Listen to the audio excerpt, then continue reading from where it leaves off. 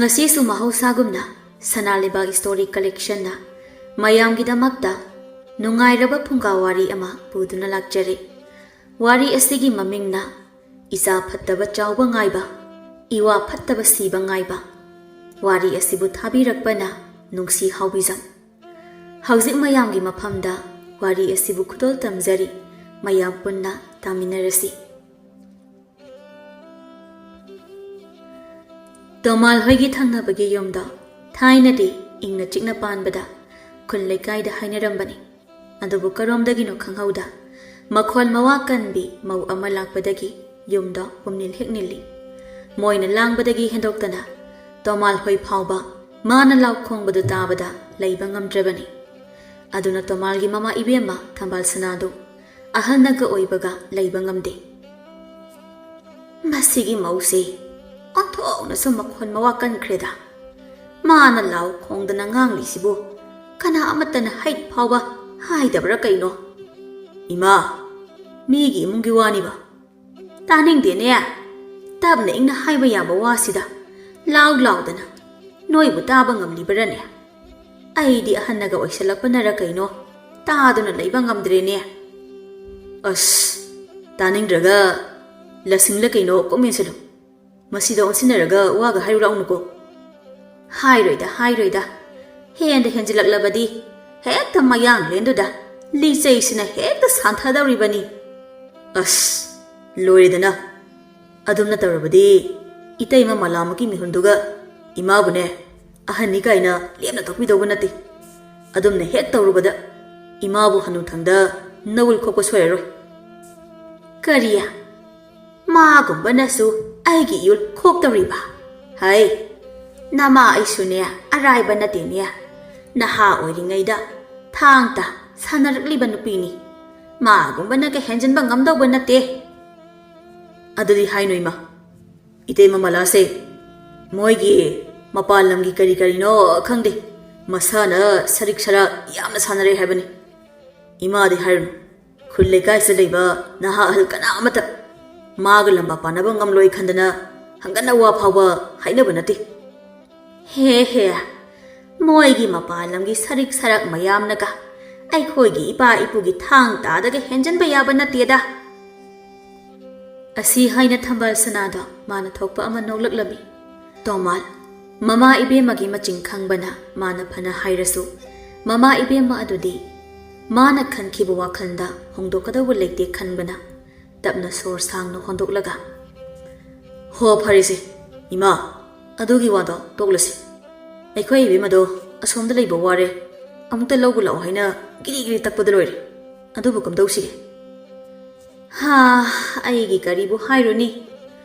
Ningona mapamda halaktana leiba haise phajaba nati. Ngamladi ada adum leihaningbani. Adubu mana ngamlaroi hairabanina. Yumsida leijanaba lawbiruba tabani. Hoi, imanaba adumna hairabadi lawirage. Haibagi wani. Matamsida, isa phauba warakpa ngamdraba asida. Migi masa warakluba itig ipadi nateda. Adune, imana ngasaida mi mayang lenduda santhani kaina haikriduni. Haibagi wanida taning mandradana. Hainaringai cherak aduda malagi masanupa mangauthiba thembungdu mamana phuge tawre haina Tomal hoiromda chelaklami. Magi tungdasu mama ibema aduna law duna tanaraklami. Thembung mamana lawbaga amate hektandaba makai sor thabet hona tomanda onsilaga. Ipa amta ganbiyo ima hiksabina ai ha tawre amta ganbiyo. Hai thembung nana kari lamhenba tawre. Hai mau nang somta ngai khone angang se pakhatpana loirene. Itai toksinaribani madugi angang do Pura khadrak mapini. Mane yamna ngamlabani. Kanbigano. Ai ne ikuchana amukta warake. Law. Nang ne napangi marumda lumbana kanaroi ko. Yumda hajlaktaba ngamladro. Ha. Asi haina malada makhudda paiba chaiduna machanupada khatuna kaurami. Thembungdi chaidu ubada adumakkina tomalgi marumda lumi. Masinda sutapna. Ngamoy. Law haidi chaidu thamo. Law haidi law ne. Asi haina mala mataidu samnaruba suyanda porok porok zakna chaidu adumak machanupada singli tomalsu tawriba matawduda tawfam khangda angangduda chatlo haina tamna ingit piri angangdusu kijai haigumadana mangak hairi angangduna masi lengdrabada tomal haifet handoi adusu adumak matungda tap napsilaga leiri machaduna adukina tawribada mala adumak makhutagi chaidu thadoklamde tawriba matawduda thamba sanana hai angang warakpabu adum haina tawradi wakhal tabadi lairadana mihul chengkhatpa tarine imabok na khangdabagini madugi angangdo sakri yongthona kankraba lamsu henbana ngangna bangam pote hai angangbu sakri kalle haina adumna sa sandangna phu jairaga phado banatene ningthina them nawdana haigi haide imabok them nawdanaga channaraktabaini hai nangne aduda domlambana kanaroi yam thuna tholawla haina malana makhut khatlaga machabu kauthoklammi angang adusu kanbinaba leire khana maraidum tingthoksalaklammi madu ubada maladu khoidau saunningbana loirabani nang da halagida nang hai ri basimaktada makhuse asum yawin he tomana mau nang halu itaina oina themlaga tharlagi itai yaragadi hai nathaki hal aman hairabadi kokto u chatlu aina sauraktana nang na yang lenduda saisusina santharakpa soiraroi macha warakjingaida mama hana warakpa soiraroi as imabok sidiba nang asumna asum kankhatnaba lei khangdana mase nawgamna saurabaneba khangniba yumda halakisanoba haina malada ngangangduna chakhirami thembungsu mama hek chakhre khangbaga tomalgi tungdagi thoraklami matawduda tomana ibo nangsu nama simi hul phate haiba khangna lamadam heli angang haisidi mahausana lam henba haise masana tabani ne adunebo moina khangdi khangdana yare nangsu ngangbadana hairiba lamna heliba adubudi angang ni kaino hairaga thembungda mayum lamda chakke tawbada thambal sanana taha kadaidano amo yumda chalage tawbane sidang hak leikhone namado sauringai duda amuk sangsilabadi nangbo amuk phubiba tarine kaisu phuroida lona chalaga khanaba hauruga tawbane ise masidi mamana sa sandawna phubaduna hek matik charam ledana onthokpa ima soba angang sida aina hairisibu chumbo chumdro hoisi yarisi hai thembong nangsu chalu yare ado namada mu khanaba hauranu phubiraga mo kapna launa tawni hoi pan thembong masinda hoi haijabagi wani wakhandadi mamabu amuk sawhalugi haina khalibani somdana malado thambal sana hoidagi sauna laklaga isau langdana mangol lamdu tasali magi nupigi isau du taningraduna mapuroiba ibom sana nupiya kani amuk tawragi nate nangbong haktasu isau langdabi tuminna layu kaidoge aine nangi isauda yumda gamata leningdrabajani ko amata hanjiningrabane hanjininglam laroi lamda lam leima ama laudan leiradabu yumdaga amu hanjinninglakigedro adu hainune mina targa amuk aibu lamkhoida nupi thamba mankhinine thambu thamdro namanabagi nupi ne haijanaraga nangi nupi oirabasu kanana khangba ise itawduna chelakpani haina chelaklaga numituda leitabadagi nupido mayumna lokshilo yadabadagi langphaidu thambane aisu chenbadu hek yaurubana chenadana chenpham leitadana mateng khara pangbagi wani pangbiyo mateng do adum kanana khangba mateng pangbadagi adum loksin khibaso nacha singsina marol ama natai wairong sadabane aina saunilakpana bit amadane I karaktana ne ipam da sakhiba soiredabani adumaina hainome nang leitradi isa singse kanana senane madu haina ibom sana magi napido saudanabani haina themli matangdu heksana thembungna mamado amuk lakna boy kai boy ima oinariro babung ima se kapsinare ne amta themudana chatloni nangbo thembung nokhi hi ima khara oinaradi yareda nachai khoi gi su khara khanbiyu kai doge masi da halage da masi Haina malado manak waida taramba nungdum amata paikalaga machanupada panabani haina langlami machanupasu pandanabani haina leithoklaga marai tingthoktuna mamit phaksilakpa aduda mama ibe madu ngasaidagi thadaraga thamkhiba chaidu ta paikhalaga leiramo nang dhalageda mi tanabiro ima tanabiro masi kaya do isijibanoba mama ingoda wasilaga lakna sanba ngameba yareba angang na lakna babu aduk saw sawradi kaino masi pumbase mapa nang lawdana tawriba aingoda mo silene onsentradi kaino nang nasa asibu hait ha haina warak lagadabu asamaina tawkhidro aibu mama amani haina moina kaisu usitre warakadaba mapa nang na masida isida nona thopa taw aisu aina thopa laini haina laikhrabani na fazaredana nasa singse pungphai phairedana yareba khara nganglade nachin dok hakta su lepu kedoge nangne nachin lepa numita soida takhiba sorego aduna dum pharadawani noi napa na sa mayam se ngang de sarupudi asi haina malada phet haidok imung da changkhirami ibom samagi nupina adok sauri bado kari su thoina khanjenda machinda tapna masi nupi sidiba haina sonduna noklaga dum lehaurami ngai hak leragadi masanupa thembungdo kap tuna mapi sumdana lakpaduda mapa ibungo du pakhatna hai isa tomba kaidari isa na kaplide sidi kanana sikhriba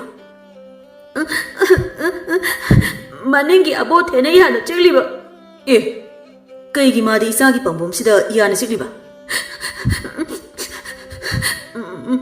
mana moigi mapana thaina baba phui haiba ada aina natte baba na moi baba do phubani aina haiba adagi ibani sum yena adagi aina sauningdana masam du phoiba mana thado hairasu aina thado daba adagi mana aigi pambom sida ihana chilai ni ne aigi adu gosnarino mapa du sungai ne mayana sipa yamna kanmani ne nang sidi soidana hu karaga huidona huising hoba tare ne ado paba aina paba purakani haibane moisu mapa purakani haiwe lao paba mapa dom da phuthar lao ba ise hauji pu paba bu angang masa dona mi khanaba yaba na te da tomba tola sida yaro moi gi di mapa puraga la mane ba lao ba sisi ba hoise ibom sa da machinda hoi haijabagi wani masidi lengdana adumak lairibani mapabung na masi lengdaba aduda machanupana mapagi makutu khangsinglagga hoi hairaga tumina deblaga leidu kaigino lao chalasiba hoise hairaga ibom sa da masinda tamna murum sonbai kaiboy isa nen tawrisinaba karaidagi osinaraga miron thungdaba dugi machaduga khatarino khangdeba baba kaino nang swaliba mayamda nate abo thagi mapa thangtek do phuna bagi rairaba nate da thangtek do kamaina phusi gi haina khanbani da adugi ba adok yam lai budu mana da yana bongsi thalo chikneba yana chikneba aduga thang he galakna haina mapa masada khungi lapak tamna laklami somda so abo theda mapa da thembungna phurei haina tambadagi mapa masadu haunaraga khungi lapak tamna laklami asum lakpana khungi lapak hek yobaga makhoi marido thengnarami thembung abo thegi mapa masadu ubada makhut thillaga mapa da onsilaga tu baba makhoi gisu mapa puraga lai tu chalo phunawro hoi he nang namaro lama hairaga asum ibom sadu leplaga leibadada thangtingna khonjang du wawrapna kirabo aidi nangna kari oidana kidoriba kidradi laone nupa masa sanging garasini thangte madu tawgumsi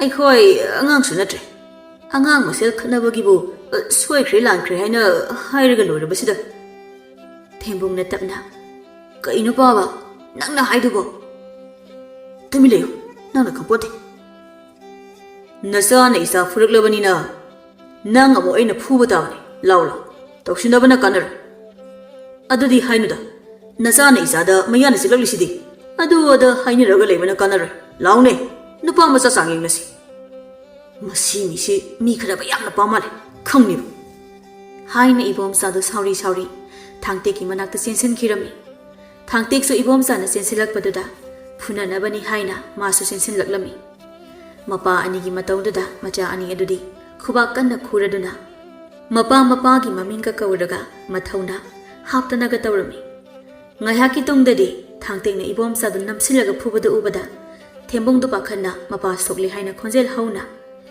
ꯍꯥ ꯂꯩꯀꯥꯏ ꯊꯥꯡꯇꯦꯛꯅ ꯑꯩꯈꯣꯏ ꯄꯥꯕ ꯐꯨ ꯂꯩꯔꯦ ꯑꯕꯣꯊꯦꯅ ꯊꯦꯝꯕꯨꯡ ꯀꯔꯤꯒꯤ ꯅꯆꯤꯟ ꯊꯤꯔꯤ ꯀꯥꯏꯗ ꯑꯩꯅ ꯊꯤꯔꯤ ꯑꯗ ꯅꯄꯥꯅ ꯑꯩꯒꯤ ꯏꯄꯥ ꯐꯨꯔꯤꯁꯤ ꯎꯗ꯭ꯔꯣ ꯑꯗꯨ ꯑꯣꯏꯁꯨ ꯐꯨꯅꯁꯤ ꯍꯥꯏꯕ ꯌꯥꯅꯕꯒꯤ ꯅꯠꯇ꯭ꯔꯣ ꯑꯗꯨꯗ ꯈꯪꯗꯦ ꯍꯣ ꯂꯩꯀꯥꯏ ꯊꯥꯡꯇꯦꯛꯅ ꯑꯩꯈꯣꯏ ꯄꯥꯕ ꯐꯨꯔꯦ ꯍꯥꯏꯅ ꯀꯣꯏꯂꯥꯎ ꯂꯥꯎꯕꯗꯒꯤ ꯃꯌꯥꯝ ꯆꯦꯟꯁꯤꯟꯅꯔꯛꯇꯨꯅ ꯈꯥꯝꯗꯣꯛꯂꯒ ꯏꯕꯣꯝꯆꯥꯗꯨ ꯁꯤꯛꯂꯤ ꯃꯌꯨꯝꯗ ꯍꯜꯂꯛꯂꯝꯃꯤ ꯄꯥꯕ ꯅꯪꯕꯨ ꯅꯍꯥꯟꯋꯥꯏꯗꯤ ꯊꯥꯡꯇꯦꯛꯁꯤ ꯅꯪꯅꯗ ꯐꯨꯏ ꯍꯥꯏꯗꯥꯏꯅꯦ ꯑꯗꯨꯅ ꯅꯍꯥꯟꯋꯥꯏꯒꯤ ꯋꯥꯅꯤꯗꯅ ꯍꯥꯏꯅ ꯁꯦꯛꯂꯤ ꯇꯧꯗꯨꯅ ꯆꯪꯂꯛꯄꯗ ꯃꯂꯥꯅ ꯏꯃꯨꯡꯗꯒꯤ ꯍꯦꯛ ꯊꯣꯛꯂꯛꯄꯗ ꯈꯝ ꯊꯦꯡꯅꯔꯝꯃꯤ ꯃꯋꯥꯒꯤ ꯐꯤꯕꯝꯗ ꯎꯕꯗ ꯃꯂꯥꯗꯤ ꯄꯨꯡꯉꯉꯛꯅ ꯀꯩꯅꯣ ꯇꯧꯔꯛꯂꯤꯁꯤꯅ ꯅꯃꯥꯏ ꯅꯃꯤꯠꯀꯗꯨꯅ ꯄꯨꯡꯀꯥꯏ ꯀꯥꯏꯔꯒ ꯍꯜꯂꯛꯂꯤꯁꯤꯅ ꯀꯅꯥꯒ ꯋꯥꯏꯅꯧꯔꯒꯦ ꯑꯉꯥꯡ ꯃꯆꯥꯗꯧꯅ ꯍꯧꯖꯤꯛꯄꯨ ꯃꯤ ꯑꯃꯨꯛ ꯈꯠꯅꯔꯤꯕ꯭ꯔꯣ ꯍꯣ ꯅꯆꯥꯅꯨꯄꯥꯅ ꯊꯥꯡꯇꯦꯛꯀꯤ ꯃꯆꯥꯅꯨꯄꯥꯗꯨ ꯐꯨꯔꯨꯏ ꯍꯥꯏꯕ꯭ꯔꯥ ꯀꯩꯅꯣ ꯑꯗꯨꯒꯤ ꯃꯌꯥꯅ ꯆꯤꯛꯂꯦꯅ ꯇꯧꯗꯅ ꯆꯠꯂꯨꯔꯤꯕꯅꯤ ꯑꯗꯨꯒ ꯅꯃꯥꯏ ꯅꯃꯤꯠ ꯄꯨꯡꯀꯥꯏ ꯀꯥꯏꯔꯒ ꯍꯜꯂꯛꯏꯗꯨꯅ ꯀꯔꯤꯒꯤ ꯍꯣ ꯃꯄꯥꯗꯨꯅ ꯑꯩ ꯑꯃꯨꯛ ꯐꯨꯗꯦꯔꯛꯑꯦꯗꯅ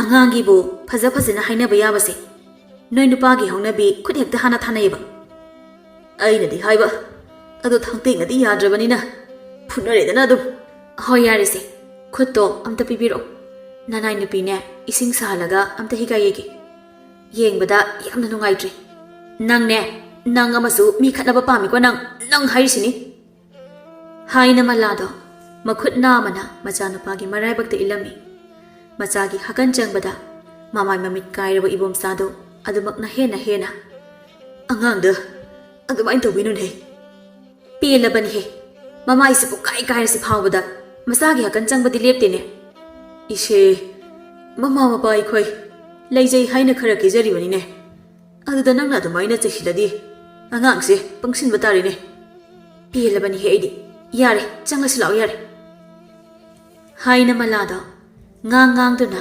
ꯃꯄꯨꯔꯣꯏꯕꯕꯨ ꯏꯃꯨꯡꯗ ꯄꯨꯁꯤꯟꯈꯤꯔꯝꯃꯤ ꯑꯗꯨꯝꯅ ꯅꯣꯡ ꯅꯤꯅꯤ ꯍꯧꯈ꯭ꯔꯕ ꯃꯇꯨꯡꯗ ꯃꯂꯥꯗꯣ ꯀꯩꯊꯦꯜ ꯃꯆꯥꯗ ꯄꯣꯠꯆꯩ ꯈꯔ ꯂꯩꯒꯦꯅ ꯑꯁꯨꯝ ꯂꯥꯛꯄꯗ ꯄꯣꯠꯐꯝ ꯐꯝꯕꯤ ꯑꯃꯅ ꯇꯍꯥ ꯃꯂꯥ ꯅꯪꯕꯨ ꯏꯕꯦꯝꯃ ꯃꯂꯥ ꯅꯠꯇ꯭ꯔꯣ ꯑꯥꯎ ꯃꯥꯅꯦ ꯏꯅꯦ ꯀꯔꯤ ꯏꯕꯦꯝꯃ ꯅꯪ ꯂꯥꯛꯄ ꯌꯥꯝꯅ ꯐꯔꯦ ꯅꯪꯒꯤ ꯅꯨꯄꯥꯅꯅꯦ ꯅꯍꯥꯟ ꯅꯣꯡꯃ ꯉꯥꯏꯍꯥꯛꯇꯅꯤ ꯍꯥꯏꯔꯝꯂꯒ ꯍꯤꯟꯁꯥꯡ ꯃꯅꯥ ꯈꯔ ꯁꯣꯠꯈ꯭ꯔꯒ ꯁꯦꯜꯗꯣ ꯁꯨꯡꯄꯤ ꯄꯤꯔꯛꯇ꯭ꯔꯦꯅꯦ ꯃꯂꯥ ꯄꯣꯠꯐꯝ ꯐꯝꯕꯤ ꯑꯗꯨꯅ ꯍꯥꯏꯔꯛꯂꯤꯕꯗ ꯇꯥꯕꯗ ꯉꯛꯅ ꯃꯆꯤꯟꯗ ꯇꯞꯅ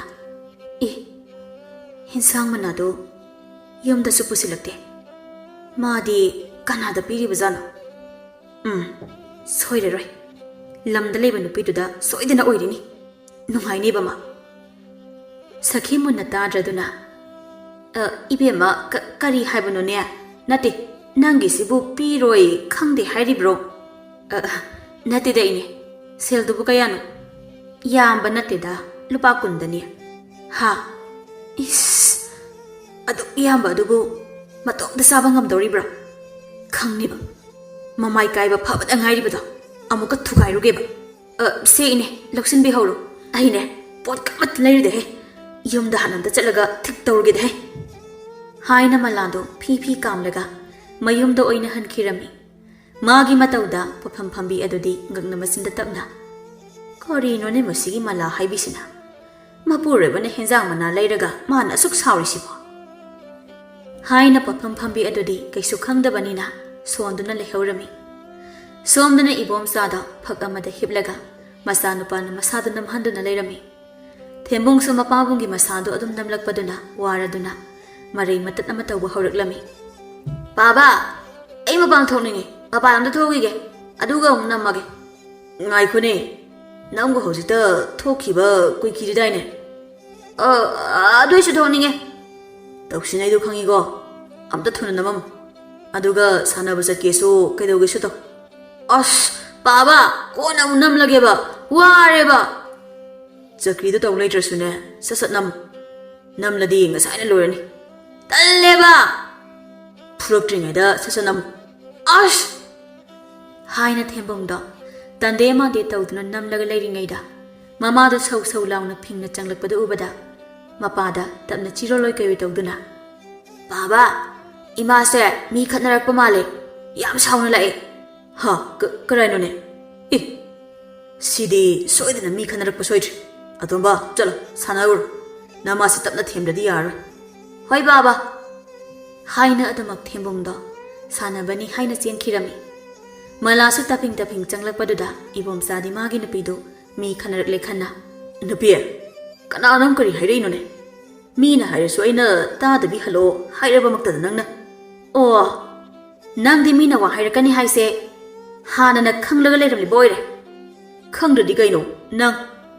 ibom sana wa makha haibaga nangde hekta maladu sauna mapurebagi mamaiduda hekta khutumna sujinlami ibom sa sutarang isasana Kaino napi, mi da phurugede haida. Aingonda hanjilaga phurisina. mi da phurusu haiba natra karaida no ba nangna lolaga thamliba napido adugi leifam ta hausimak phuruge ba sasa ta haibane Kaidaruge nangbo. Matang isa sadana laikhamong pusilaisina. matang sadaba kaina nangbu hausita mi da phurusu haidaine aina I karaga halaglise ataigi nate nangna lona laikham haibra leirang haibra adugi kaino adugi henjang bana solaga selfie thoklamdabado adugini aduna magi leifam take haibra natraga nangondo ina phudau haibra apambado hairo haiduna malado makhwang melaga dhaptauduna leirami ibom sa tawkham khangda kari nongge haijarubano khanna itaptapna Os, adugi seldo. Aidi tasengna kauthulubane. nangbu hausita mina hairakani haiba khangi haikidaine As, aina haibadi adu haiba nate.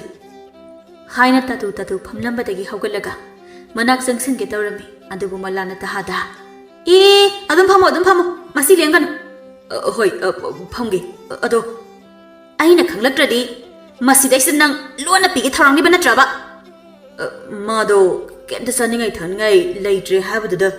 mabu makhong mukhut bandra haiwani nate nupa nangse natauna senbani hairaga nangna senba sumansile ko Nate, nangsu nang laina kaidobagi nupi ama musian dawrige. Itauduna sensilamaga sidokhidana tawrine me. as aidi thajaba ingamnamdrabani namanabagi oiradi nupado sidokre hairadi masana ngamnaba tawraga hingba yadra haiwani Adusu yada tawrinini. Mapamda kethok mauthona yolakpa oibanina kanana matomta atadai tarakanduda yamna waribanini masu. Adudabu kamaina matomta inthok tawrige. puksel yamna chawbanine adu oirabadi nangondo ina phuba taridana haina malada sauningna mapurebadu phudogi koitan tanarami ibom sa sumatuna phudanaba haina koisen chena sor phi hona Adumai tawnome. Mina urga phajade minangbo. Tawnome. mina urga phajade haibagi toklabani na adubane horin chakchane haibado khaluranu haina malada ngang duna imungda sangkhirami adumna sauraga phi kamduna leiringaida ngai haki tungda masana pado amu khongbande isilui haina leikhom leinang itei raga madinga pharabani haina harauna laudana ima tu nga aina pharurine is makhut kasidi loiredana aina ngarang ta suraga nga saidang lilhankiba phurit khongaragasi loida leikhom lena pungtai deraga puraklaba karigi nga lamthokigeda ima lamthokino aina chaningi haina pharakpane karigi chaningba na khoina pana sadanak bada ise sidorabane wabana sidoraba ise khambra sibana hena phaba haibado yaurabane nang ima naeba ai tawjaroiba chalwada maningda nakhong nakhuta handulu sajalo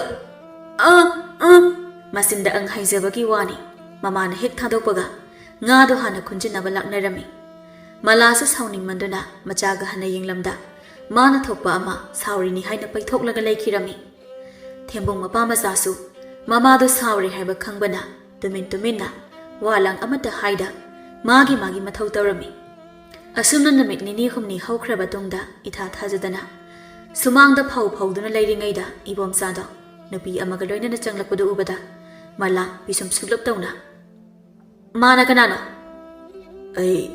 ꯑꯩꯅ ꯍꯥꯏꯕꯗꯣ ꯂꯩꯈꯝꯅꯤ. ꯃꯥꯗꯤ ꯁꯤꯗ ꯀꯩꯗꯧꯕ ꯂꯥꯛꯏꯕ? ꯏꯆꯦ, ꯅꯅꯥꯎꯕꯨ ꯅꯨꯡꯁꯤꯕꯤꯗꯨꯅ ꯌꯨꯝ ꯑꯁꯤꯗ ꯅꯅꯥꯎꯒꯤ ꯆꯪꯖꯐꯝ ꯑꯃꯨꯛꯇꯗꯤ ꯄꯤꯕꯤꯌꯨ. ꯀꯩꯅꯣ ꯃꯥꯅ ꯍꯥꯏꯔꯤꯕ ꯃꯌꯥꯝꯁꯦ? ꯍꯥ? ꯈꯨꯝꯃꯨ ꯅꯆꯤꯟꯗꯣ. ꯀꯔꯤꯒꯤ ꯇꯨꯃꯤꯟ ꯂꯩꯔꯤꯅꯣ? ꯀꯩ ꯍꯥꯏꯗꯣꯏꯅꯣ ꯍꯥꯏꯕ ꯑꯩꯁꯨ ꯍꯥꯏꯅ ꯏꯕꯣꯝꯆꯥꯗꯨ ꯋꯥ ꯃꯈꯥ ꯇꯥꯕ ꯐꯥꯎꯕ ꯉꯝꯗ ꯃꯇꯨꯗ ꯌꯦꯡꯂꯒ ꯂꯩꯔꯝꯃꯤ. ꯃꯂꯥꯁꯨ ꯃꯄꯨꯔꯣꯏꯕꯗ ꯑꯗꯨꯃꯛ ꯁꯨꯛꯂꯒ ꯌꯦꯡꯂꯒ ꯂꯩꯕꯗꯨꯗ ꯀꯥꯟꯅꯔꯣꯏ ꯈꯟꯅ ꯂꯩꯈꯝꯅ ꯃꯔꯛ ꯐꯠ ꯊꯠꯂꯒ ꯑꯩ ꯍꯥꯏꯔꯒꯦꯁꯦ. ꯁꯨꯝꯗꯧꯕꯅꯦ ꯏꯆꯦ. ꯑꯩꯁꯦ ꯇꯥ ꯏꯕꯣꯝꯆꯥꯒꯤ ꯃꯇꯥꯎ ꯈꯣꯏꯗꯣꯝꯗ ꯆꯦꯟꯕꯅꯦ. ꯑꯗꯣ ꯂꯥꯏꯕꯛ ꯊꯤꯗꯅ ꯆꯦꯟꯕ ꯅꯨꯃꯤꯠꯇꯨꯗ ꯑꯗꯨꯃꯛ ꯇꯥ ꯈꯣꯏꯗꯣꯝꯗꯣ ꯂꯥꯏꯆꯠꯇ ꯌꯥꯎꯈ꯭ꯔꯦ. ꯑꯗꯨꯅ ꯑꯩꯕꯨ ꯅꯨꯄꯥ ꯃꯌꯨꯝꯅꯁꯨ ꯂꯧꯁꯤꯟꯕꯤꯌꯨ ꯌꯥꯗ꯭ꯔꯦ. ꯌꯨꯝꯗ ꯍꯟꯖꯤꯟꯕꯁꯨ ꯑꯍꯤꯡ ꯌꯥꯔꯦꯛꯂꯨꯔꯒ ꯍꯥꯏꯅ ꯇꯥꯟꯊꯣꯔꯛꯂꯦ. ꯑꯗꯨꯅ ꯑꯁꯥꯟꯕ ꯌꯨꯝ ꯑꯃ ꯂꯧꯔꯒ ꯂꯩꯖꯕꯅꯦ. ꯑꯗꯨꯕꯨ ꯏꯇꯣꯝꯇ ꯁꯨꯝ ꯂꯩꯕꯗꯨꯗ ꯃꯔꯛꯇ ꯇꯥꯗꯅ ꯍꯦꯛ ꯂꯥꯛꯄꯗꯣ ꯃꯤꯅ ꯑꯩꯒꯤ ꯅꯨꯄꯥ ꯑꯣꯏꯅꯁꯨ ꯈꯜꯂꯤ. ꯀꯩꯒꯨꯝꯕꯗ ꯑꯩꯕꯨ ꯂꯝꯗ ꯊꯝꯕꯤꯕ ꯑꯣꯏꯅꯁꯨ ꯁꯨꯝ ꯈꯜꯂꯕ. ꯑꯗꯨꯒ ꯁꯤꯗ ꯂꯥꯛꯏꯁꯤꯅ ꯀꯩꯒꯤ? ꯆꯥꯟꯕꯤꯗꯨꯅ ꯏꯆꯦꯅ ꯑꯩꯕꯨ ꯅꯅꯥꯎꯃꯛꯅꯤ ꯈꯟꯅ ꯃꯤꯌꯥꯝ ꯃꯃꯥꯡꯗ ꯃꯃꯤꯡꯇꯪꯒꯤ ꯑꯣꯏꯔꯕꯁꯨ ꯇꯥꯗꯒꯤ ꯂꯣꯏꯅꯕꯤ ꯑꯣꯏꯅ ꯂꯧꯁꯤꯟꯕꯤꯅꯕ ꯍꯥꯏꯅ. ꯀꯔꯤ ꯍꯥꯏꯕ? ꯍꯥꯏꯅ ꯃꯂꯥꯅ ꯈꯪꯂꯥꯎ ꯂꯥꯎꯈꯠꯂꯛꯄ ꯑꯗꯨꯗ ꯂꯩꯈꯝꯗꯨ ꯈꯪꯗꯨꯅ ꯃꯃꯤꯠ ꯃꯅꯥ ꯆꯞ ꯌꯨꯡꯈꯠꯂꯒ ꯃꯆꯤ ꯂꯦꯡꯗ ꯂꯩꯔꯝꯃꯤ. ꯏꯕꯣꯝꯆꯥꯁꯨ ꯃꯀ꯭ꯂꯥꯞꯇꯨ ꯊꯛ ꯊꯛ ꯅꯤꯛꯈꯤ. ꯀꯤꯊꯤ ꯀꯤꯔꯝ ꯇꯧꯗꯨꯅ ꯂꯩꯔꯝꯃꯤ. ꯃꯂꯥꯗꯤ ꯑꯗꯨꯃꯛ ꯁꯥꯎꯅ ꯍꯦ ꯅꯨꯄꯥ, ꯉꯁꯤꯀꯣ ꯏ ꯀꯥꯔꯛꯇꯅ ꯅꯨꯄꯤꯁꯤꯒ ꯅꯪꯒ ꯐꯨꯒꯠꯂꯛꯄ ꯁꯣꯏꯔꯣꯏꯀꯣ. ꯂꯩꯈꯝ ꯑꯗꯨꯃꯛ ꯀꯤꯔꯁꯨ ꯀꯤꯅ ꯃꯈꯥ ꯇꯥꯔꯛꯂꯝꯃꯤ. ꯏꯆꯦ, ꯑꯁꯦꯡꯕꯗꯗꯤ ꯅꯠꯇꯕ ꯃꯌꯥꯝꯒꯤ ꯁꯨꯝ ꯃꯃꯥꯡꯗ ꯇꯧꯁꯤꯟꯅꯕ ꯑꯣꯏꯅ ꯍꯥꯏꯖꯕꯅꯤ. ꯅꯣꯏ ꯑꯅꯤꯒꯤꯁꯦ ꯑꯩꯕꯨ ꯎꯁꯤꯠꯇ꯭ꯔꯤꯕ꯭ꯔꯥ? ꯅꯠꯆꯗꯦ ꯏꯆꯦ, ꯎꯄꯥꯏ ꯂꯩ. ꯑꯩꯅ ꯍꯥꯏꯗ꯭ꯔꯥ ꯌꯥꯔꯣꯏ ꯍꯥꯏꯅ. ꯏꯆꯦ, ꯅꯅꯥꯎꯕꯨ ꯑꯝꯇ ꯅꯨꯡꯁꯤꯕꯤꯌꯨ. ꯑꯩ ꯏꯆꯦꯒꯤ ꯅꯥꯀꯥꯗ ꯇꯁꯦꯡꯅ ꯌꯦꯠꯆꯕ ꯄꯥꯝꯕꯗꯤ ꯅꯠꯇꯦ. ꯑꯗꯨꯕꯨ ꯑꯩ ꯎꯄꯥꯏ ꯂꯩꯃꯟꯗꯕꯗꯒꯤ ꯍꯥꯏꯔꯕꯅꯤ. ꯏꯆꯦꯅ ꯅꯅꯥꯎꯕꯨ ꯄꯣꯛꯃꯤꯟꯅꯕ ꯅꯅꯥꯎꯃꯛꯅꯤ ꯈꯟꯅ ꯑꯃꯨꯛꯇ ꯅꯨꯡꯁꯤꯕꯤꯌꯨ ꯍꯥꯏꯖꯔꯤ. ꯌꯥꯔꯣꯏꯃꯦ. ꯃꯥꯅ ꯁꯥꯎꯔꯛꯑꯗꯤ ꯁꯣꯏꯗꯅ ꯐꯨꯕꯤꯕ ꯇꯥꯔꯦꯃꯦ.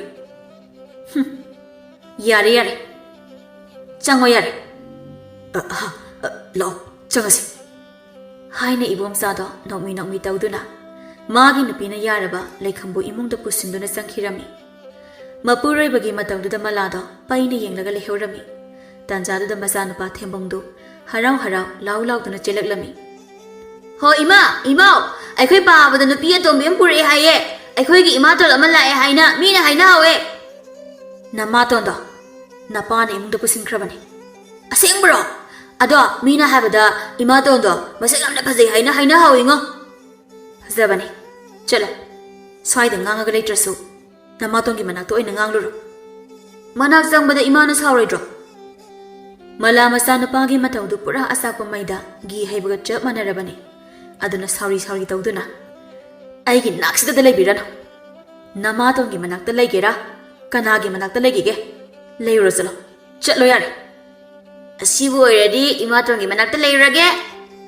ꯍꯥꯏꯅ ꯑꯉꯥꯡ ꯑꯣꯏꯕꯅꯤꯅ ꯃꯃꯥꯅ ꯀꯔꯤ ꯈꯜꯂꯝꯒꯅꯤ, ꯀꯔꯤꯒꯤ ꯁꯥꯎꯔꯤꯕꯅೋ ꯊꯦꯝꯒꯦ ꯍꯥꯏꯕ ꯈꯟꯗꯅ ꯃꯥꯅ ꯊꯣꯛꯄ ꯍꯔꯥꯎꯅ ꯏꯃꯨꯡꯗ ꯆꯦꯟꯁꯤꯟꯈꯤꯔꯝꯃꯤ. ꯑꯗꯨꯝꯅ ꯎꯄꯥꯏ ꯂꯩꯇ ꯃꯋꯥꯅ ꯄꯨꯔꯛꯄ ꯅꯨꯄꯤ ꯑꯗꯨꯒ ꯃꯈꯣꯏ ꯄꯨꯟꯅ ꯂꯩꯃꯤꯟꯅꯔꯕꯗ ꯅꯣꯡ ꯅꯤꯅꯤ ꯂꯩꯔꯒ ꯃꯂꯥꯅ ꯀꯩꯊꯦꯜ ꯃꯆꯥꯗ ꯊꯣꯛꯂꯛꯄꯗ ꯃꯥꯕꯨ ꯎꯕꯗ ꯄꯣꯠꯐꯝ ꯐꯝꯕꯤꯁꯤꯡꯒꯤ ꯃꯔꯛꯇꯒꯤ ꯑꯃꯅ ꯃꯂꯥ ꯏꯕꯦꯝꯃ, ꯃꯤꯅ ꯍꯥꯏꯅꯕꯗ ꯅꯣꯏꯒꯤ ꯏꯕꯣꯝꯆꯥꯗꯣ ꯅꯨꯄꯤ ꯑꯃ ꯄꯨꯔꯒ ꯂꯥꯛꯏ ꯍꯥꯏꯅ ꯇꯥꯏꯅꯦ. ꯑꯗꯨꯕꯨ ꯑꯆꯨꯝꯕꯔꯣ? ꯍꯣꯏ ꯏꯆꯦ, ꯆꯨꯝꯃꯤ. ꯀꯩꯅꯣꯅꯦ ꯃꯥꯅ ꯇꯧꯔꯤꯕꯗꯨꯕꯣ? ꯅꯠꯇꯦ, ꯃꯥꯕꯨ ꯋꯥꯈꯜ ꯈꯖꯤꯛ ꯐꯥꯎꯕ ꯈꯟꯗ꯭ꯔꯕ ꯖꯥꯠꯂꯅꯦ? ꯈꯪꯗ꯭ꯔꯦꯗ ꯏꯆꯦ. ꯏꯆꯥ ꯐꯠꯇꯕ ꯆꯥꯎꯕ ꯉꯥꯏꯕ, ꯏꯋꯥ ꯐꯠꯇꯕ ꯁꯤꯕ ꯉꯥꯏꯕ ꯍꯥꯏꯕꯗꯣ ꯑꯩꯉꯣꯟꯗ ꯍꯦꯛ ꯊꯣꯛꯂꯔꯦ. ꯑꯗꯣ ꯅꯪꯕꯨ ꯅꯨꯄꯤꯗꯣ ꯑꯗꯨꯝ ꯂꯩꯃꯤꯟꯅꯔꯒꯦ ꯍꯥꯏꯅ ꯈꯜꯂꯤꯕ꯭ꯔꯣ? ꯑꯃꯨꯛ ꯇꯥꯟꯊꯣꯛ ꯈꯣꯠꯇꯣꯛ ꯇꯧꯔꯒ ꯃꯈꯣꯏ ꯇꯥꯗꯣ ꯑꯃꯨꯛ ꯃꯇꯨꯡ ꯏꯟꯈ꯭ꯔꯕꯗꯤ ꯍꯥꯏꯅ ꯈꯜꯂꯤ. ꯑꯩꯁꯨ ꯏꯆꯥꯁꯤꯡꯒꯤ ꯈꯜꯂꯒ ꯍꯨꯟꯗꯣꯛꯂꯒ ꯆꯠꯄ ꯉꯝꯂꯣꯏ.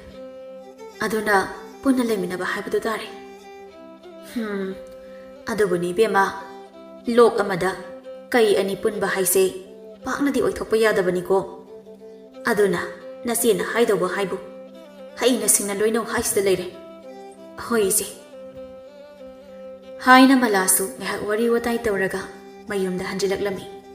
ꯃꯥꯅ ꯃꯌꯨꯝ ꯌꯧꯔꯛꯄꯗ ꯃꯄꯨꯔꯣꯏꯕꯒ ꯂꯣꯟꯅꯕꯤ ꯅꯨꯄꯤꯗꯨꯒ ꯃꯆꯥꯅꯨꯄꯥꯗꯨꯒ ꯃꯈꯣꯏ ꯅꯣꯛꯃꯤꯟꯅꯗꯨꯅ ꯂꯩꯔꯝꯕꯗꯨ ꯎꯕꯗ ꯃꯥ ꯃꯇꯣꯝꯇ ꯇꯣꯉꯥꯟ ꯇꯥꯔꯕ꯭ꯔꯥ ꯍꯥꯏꯅ ꯈꯟꯗꯨꯅ ꯋꯥꯈꯜ ꯅꯨꯡꯉꯥꯏꯇꯅ ꯇꯨꯃꯤꯟꯅ ꯂꯦꯞꯇꯨꯅ ꯂꯩꯕꯗꯨ ꯂꯩꯈꯝꯅ ꯎꯔꯗꯨꯅ, "ꯑꯦ, ꯏꯆꯦ, ꯀꯩꯒꯤ ꯑꯗꯨꯗ ꯂꯦꯞꯂꯒ ꯂꯩꯔꯤꯅꯣ?" ꯃꯂꯥ ꯅꯣꯛꯁꯤꯟꯅꯗꯨꯅ, "ꯀꯩꯁꯨ ꯇꯧꯗꯦꯗ" ꯍꯥꯏꯅ ꯃꯂꯥꯗꯣ ꯑꯗꯨꯃꯛ ꯅꯣꯛꯁꯤꯟꯅꯗꯨꯅ ꯏꯃꯨꯡꯗ ꯆꯪꯈꯤꯔꯝꯃꯤ. ꯃꯈꯣꯏ ꯑꯍꯨꯝꯗꯤ ꯑꯗꯨꯃꯛ ꯀꯩꯁꯨ ꯈꯟꯗ ꯅꯣꯛꯂꯒ ꯂꯩꯍꯧꯔꯝꯃꯤ. ꯑꯁꯨꯝꯅ ꯃꯂꯥ ꯁꯥꯎꯅꯤꯡꯕ ꯄꯦꯟꯗꯕ ꯀꯌꯥꯗꯣ ꯈꯪꯖꯤꯜꯂꯒ ꯏꯃꯨꯡꯗꯨꯗ ꯄꯨꯟꯁꯤꯒꯤ ꯑꯔꯣꯏꯕ ꯌꯥꯍꯤꯞ ꯇꯥꯟꯕ ꯉꯥꯏꯗꯨꯅ ꯂꯦꯟꯈꯤꯔꯝꯃꯤ.